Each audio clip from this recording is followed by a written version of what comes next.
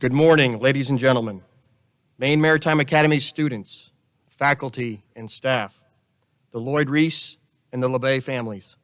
On behalf of President Bill Brennan and the entire MMA community, welcome to our annual Memorial Gun Rededication Ceremony and Remembrance of Trenton Lloyd-Rees. Regiment, attend, hoot! Would our guests please rise for our national anthem?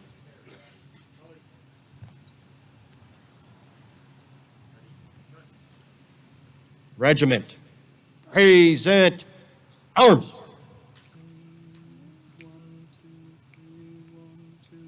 Oh, say, can you see by the dawn's early light what so proudly we hailed at the twilight's last gleaming, whose broad stripes and bright stars through the perilous fight o'er the ramparts we watched were so gallantly streaming, and the rockets' red glare, the bombs bursting in air, gave proof through the night that our flag was still there. Oh, say does that star-spangled banner yet wave o'er the land of the free and the home of the brave? Order, arms.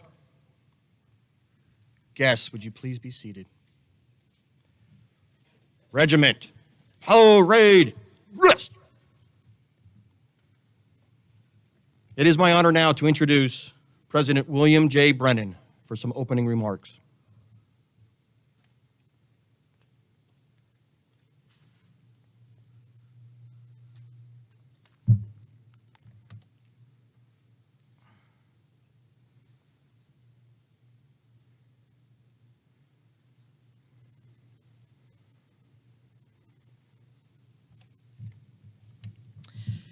As I begin, I'd like to acknowledge the Lloyd-Rees and LeBay families for joining us for this solemn ceremony, during which we will honor Trent, who was taken from us this summer. Ships, sailors, and weapons change, but per tradition, which can neither be bought nor sold nor created, is a solid rock amidst shifting sands. This 3-inch 50 caliber naval gun, used aboard World War II merchant ships and resting at Maine Maritime Academy since the early 1940s, is part of MMA's history. MMA was founded in 1941 because there was an historic need to supply our merchant and naval ships with trained and qualified personnel. This manually operated gun was sent to MMA for the purpose of training our midshipmen to defend their ships when attacked.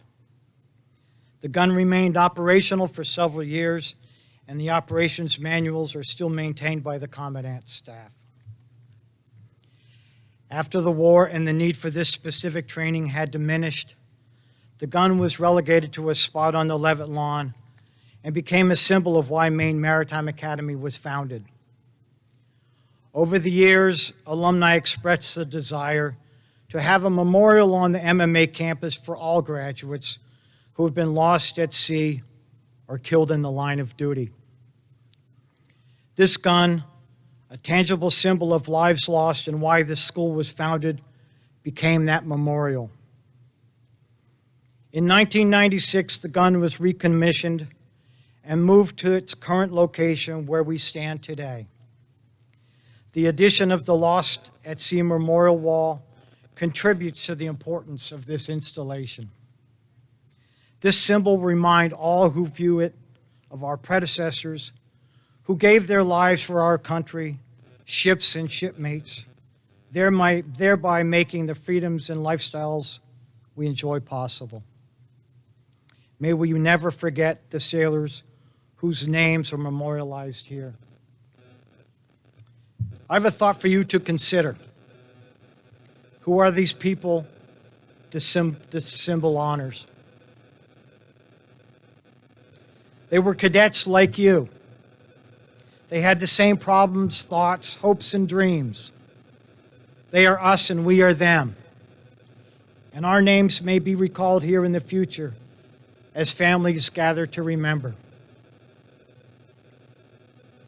We are here today with an obligation to preserve the memories of these graduates and acknowledge their service and sacrifice. We are here today to acknowledge the core values of honor, loyalty, and devotion to duty by which they lived their lives. As the inscription on the memorial reads, in memory of those graduates who gave their lives while serving this country, who were lost at sea, may their sacrifice never be forgotten. When planning this memorial, the alumni were concerned as to how to ensure that this memorial becomes hallowed ground for future classes. We do not share that concern because we have faith in today's regiment and future regiments and the fact that they will honor those who have come before them and those who will come after. I now turn the proceedings over to Commandant John Cashman for the charge to you of responsibility for preserving this tradition, this symbol of honor. Thank you.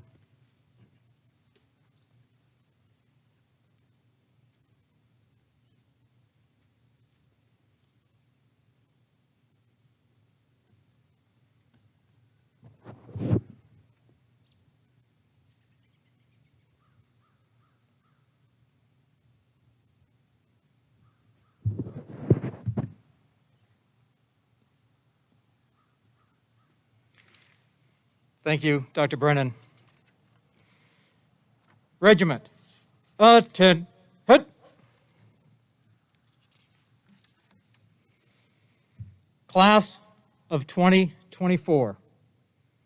The classes before you, including the representative members of the classes of 2021, 2022, and 2023 here today, were charged with the responsibility of ensuring that this memorial remains a very special area on our campus. That responsibility is now being passed to you as representatives of the Maine Maritime Academy's class of 2024. I now charge you, class of 2024, to carry on the tradition and to bear the solemn responsibility to guard, preserve, and protect this memorial so that it may continue to be passed from one regimental class to the next for as long as Maine Maritime Academy is in existence. Members of the class of 2024, do you accept this responsibility?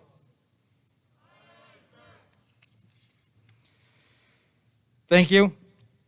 The responsibility is now in your hands, and you have the trust and the support of the entire Maine Maritime Academy community and alumni. Regiment, parade, rest.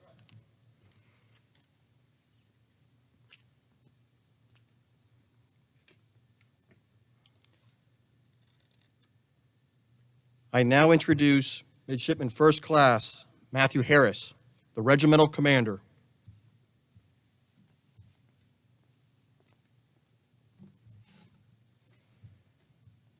I will now read the list of those killed in the line of duty or lost at sea. Class of 1943, TAC 1, William H. McReel. Class of 1943, TAC 1, Warren C. Johnston. Class of 1943, TAC 1, Donald E. Ritchie. Class of 1943, TAC 2, James W. Harding. Class of 1943, TAC 2, Sewell B. Smith, Jr. Class of 1943, TAC 2, Darwin A. Dibble. Class of 1944, John E. Christie. Class of 1945, Frank J. Allen. Class of 1945, Raymond R. Benassi. Class of 1947, Ernest A. Monroe. Class of 1950, Richard B. Hopkins. Class of 1950, Paul J. Paterno. Class of 1952, Ralph P. Lowe. Class of 1957, Bernard A. Woods. Class of 1958, William H. Vance. Class of 1959, Paul M. Grafton. Class of 1960, David W. Strugen. Class of 1961, William A. Houston.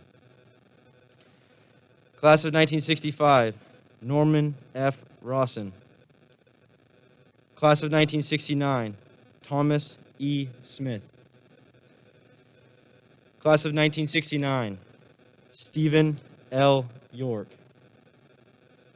Class of 1970, David K. Coffin. Class of 1973, William L. Todd III. Class of 1973, Nicholas L. Viola. Class of 1974, William B. Hunt.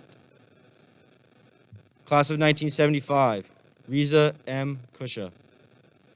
Class of 1975, Stephen R. Poitras. Class of 1976, Galen W. Howes. Class of 1977, Kevin C. Murray. Class of 1978, Abbas Deribar Alat. Class of 1978, Mark S. Henthorne. Class of 1982, Harry O. Klein III. Class of 1985, Michael E. Sanborn.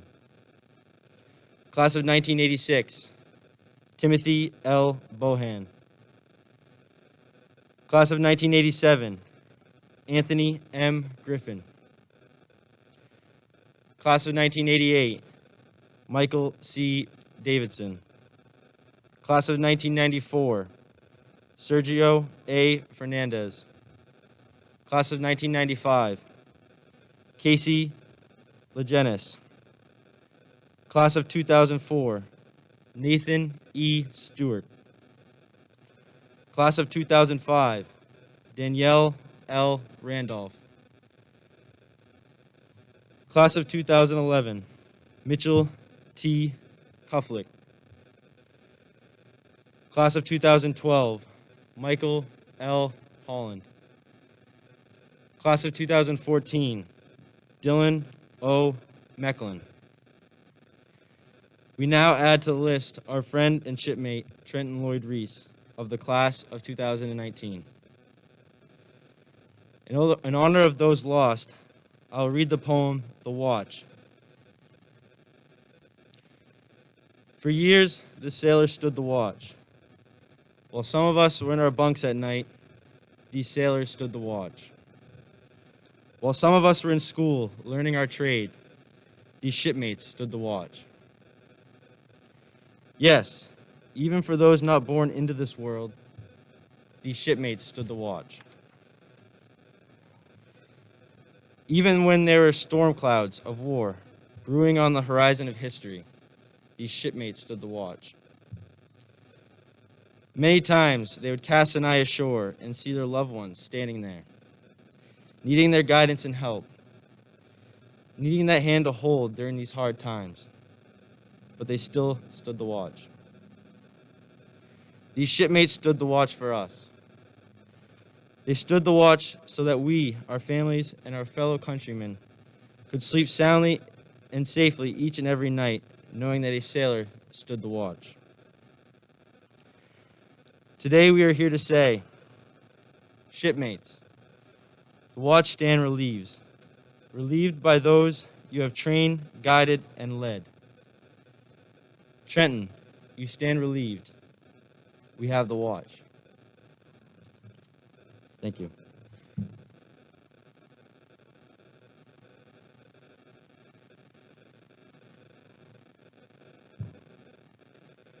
I now introduce our training ship State of Maine Chief Engineer, Sandy Cameron, MMA class of 1984.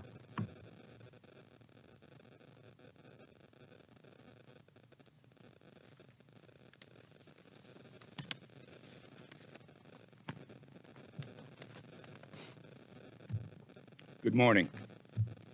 For those of you who don't know me, my name is Sandy Cameron. I'm a graduate of MMA class of 1984. After 10 years working shoreside, I shipped out in 1993 and spent the better of 25 years working on deep-sea vessels, both military and commercial. It's been difficult to come up with something to share about this young man that adequately expresses my deep respect for him and my deep sadness over his tragic loss. As professional mariners, we live and work in conditions that many would think untenable. Leaving friends, family, loved ones for months at a time to pursue an occupation that's fraught with long hours of tedium, loneliness, stress, and danger is unimaginable to many. Professional mariners are a small community. We can be opinionated, a bit antisocial, and almost institutional in our dealings with the world. Our experience is like no other. The ocean's beauty, majesty, and vastness are our touchstone, but its temperament and strength can be unpredictable and unforgiving. Our tiny ships ply the world's trade routes and support our nation's policy on its vast plain. Their powerful engines and watchful crews in 24/7 servitude to the goal of arriving safely at the next port. Against us, the forces of ocean, steel, and heavy machinery are ceaseless and unforgiving. In the spring of 2018, I left active sailing to begin a new chapter of my career, accepting an appointment as the Chief Engineer of the training ship State of Maine for Maine Maritime Academy. Taking on this new job was a huge challenge. The training vessel had just returned from an overextended yard period, had the main engines disassembled for overhaul and survey, and I needed to complete automation and testing and upcoming regulatory and class inspections. On top of this, I only had a short time before we were to depart on our annual training cruise. Facing this, with a new and yet confirmed crew, I had my hands full. It was in the midst of this that I met Trent. He was a newly appointed cadet chief engineer for the class of 2019, who himself was facing a challenge in that he had not had a ship to train aboard that school year because of that extended yard. His classmates had missed a semester of watch, labs, and training and his underclass freshmen hadn't even seen the ship till a month before. His task to train the freshman class in shipboard safety and familiarization and to guide his own classmates in honing their shipboard skills and systems in operation was immense. As we worked together, I began to see that Trent was an engineer with a strong and promising future. His enthusiasm was unstoppable. He was gifted with an amazingly quick wit and a sense of humor that I could see would carry him well in our industry. Often, wit and humor are the sugar in a weary crew's coffee. Trent worked many hours in addition to his academic load to support vessel evolutions and training. In his capacity of Midshipman Chief Engineer, he was responsible for monitoring and ensuring the smooth operation of regimental engineering duties, as well as serving as the lead midshipman to help with plant operations and critical evolutions during the first half of our cruise. Trent demonstrated a superior knowledge of the vessel's plant and ability to train his classmate and underclassmen in all aspects of its management and operation. Trent served as my right-hand man. When I required assistance with duties and tasking that involved mustering and organizing cadet resources. Again, his positive attitude and quick wit made for a refreshing break to our sometimes tedious and exhausting work days. He handled his job as cadet chief engineer with ease and confidence. I often wondered where Trent found his energy for the hours he spent studying with, working with, and so positively influencing those around him. Many times I met him coming up the gangway in the evening to help with underclass projects and labs, after seeing him very early that same morning. I'd be headed home, he'd still be at it, with a smile and a joke to boot. His positive energy, comedic wit, and can-do attitude was infusive. As I got to know him, I realized there was a lot to this young man. A future naval officer, a well-respected IT assistant, an athlete, sailor, leader, magna cum laude student, all combined with a readily evident love for his family, friends, and community. He went out of his way to make time wherever the opportunity presented itself. After his graduation, Trent kept in touch, occasionally reaching out by email to chat about current academy events or update me with his planned AT in the spring on the state of Maine. Sadly, COVID canceled his duty with us, and I missed the opportunity to work with him as a licensed engineer while preparing the ship for its annual inspection. It's sure to have been a memorable time. As I look back now, I realize how lucky I was to share time with, and what an honor it was to mentor this young man.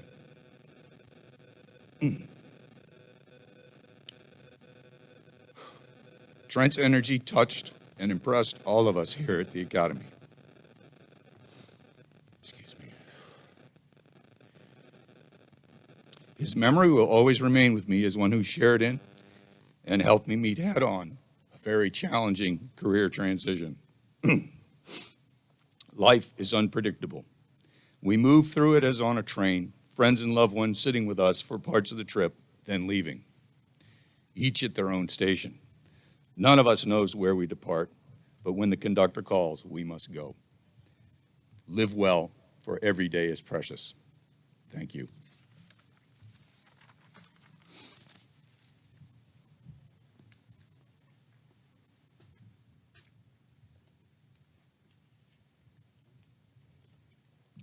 Thank you, Chief Cameron. We are honored to have the members of the Lloyd-Rees and the LeBay families with us today. In honor of Trenton Lloyd-Rees and all those memorialized on this wall, members of the regiment will now perform Amazing Grace.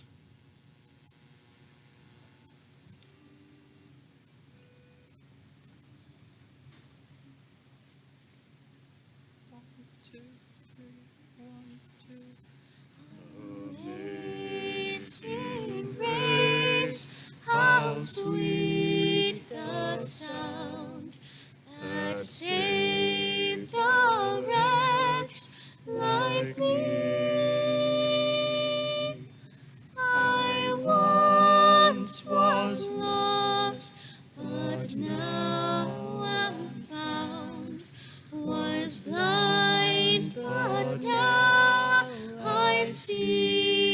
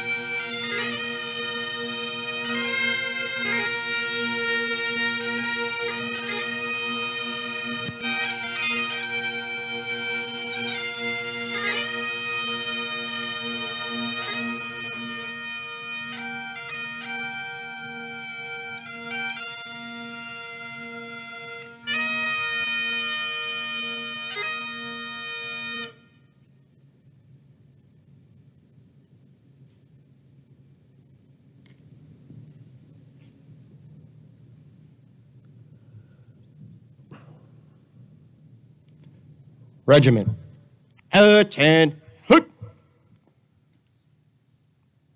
I now introduce Mr. Jeff Wright, our Director of Alumni Relations, for the 8 bells portion of our ceremony.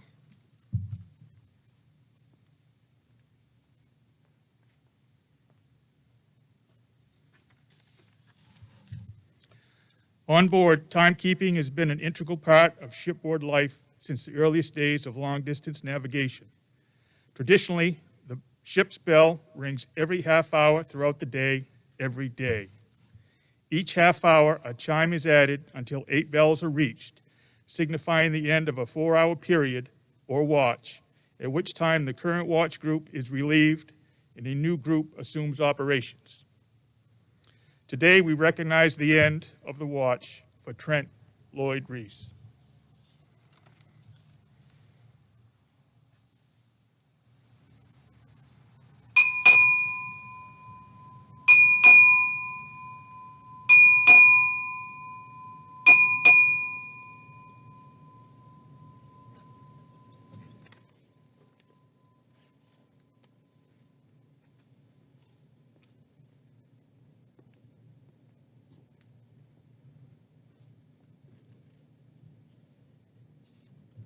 Would our guests please rise?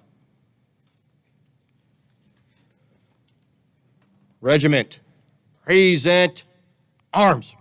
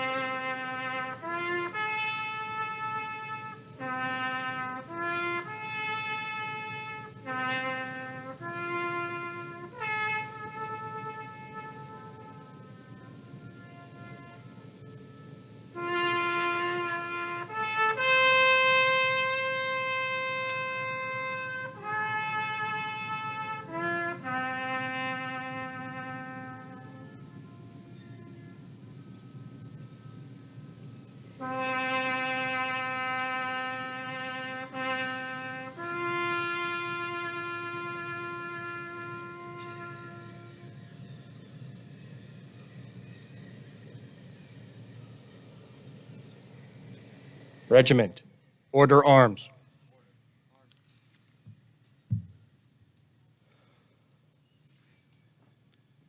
We'd like to say thank you to our band and drill company members, members of the Navy ROTC unit, and our representative members of the Regiment of Midshipmen for joining us today. A special thank you to the Lloyd-Rees and the LeBay families for your presence with us today. This concludes our ceremony. Members of the regiment, you are dismissed.